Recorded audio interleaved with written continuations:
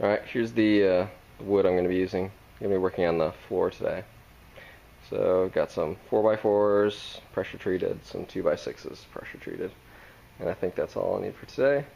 And there's some plywood there that I'll be using. And I think these are the tools I'll need. So I've got a miter saw, and a power drill, and some squares, framing square, and a speed square, and a 3-foot level. And some miscellaneous things, but I think that's all I'll need. So, time to get to it. Alright, so I've got my beams laid out where I think I want them. So I've got them going down that way. So 1 beam per 3 piers. And I laid it out this way just because there's more room to drill the holes this way than if I were to go that way. With the beams. And so you see, so to get them, try to get them squared up, I set up this line that goes from this bolt down to that one, and I'm measuring an equal distance from the string to the end of this post, so that they'll all be relatively at the same position on this side, on the right side, so that on the left side they'll all be at about the same position there too. So, okay, so I have leveled the 4x4s out, and that's what we have.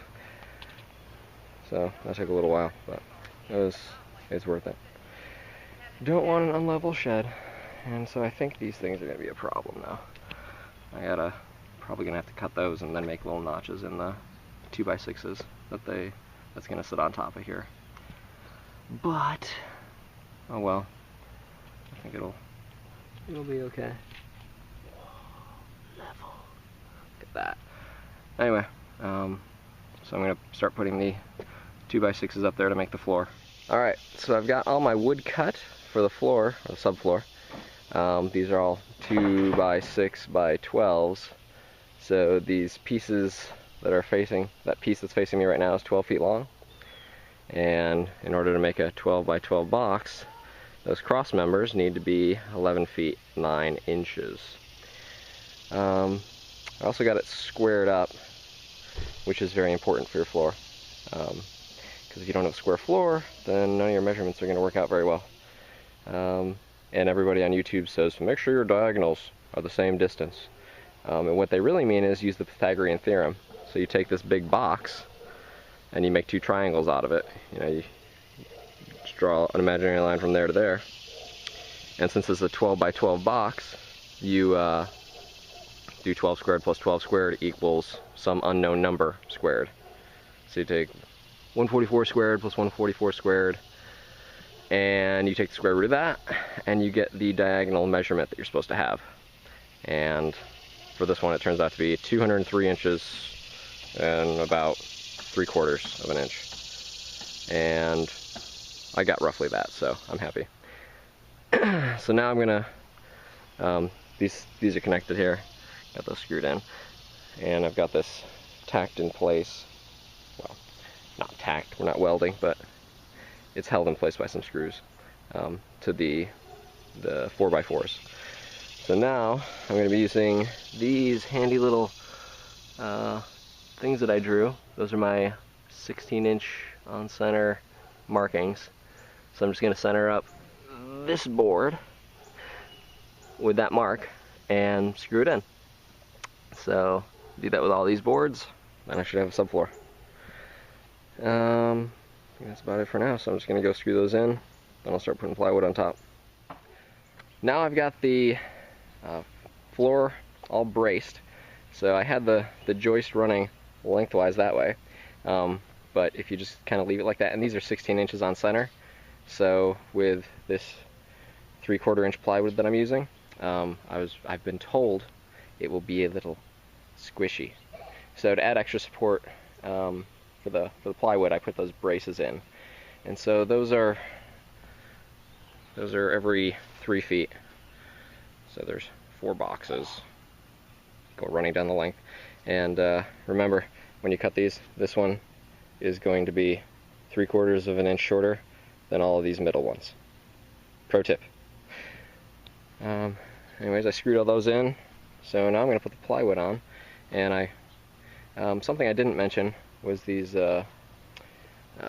joist hangers that I hadn't put in before, but I was told was a very good idea. So install joist hangers to hang your joists, floor joists, ceiling joists, whatever.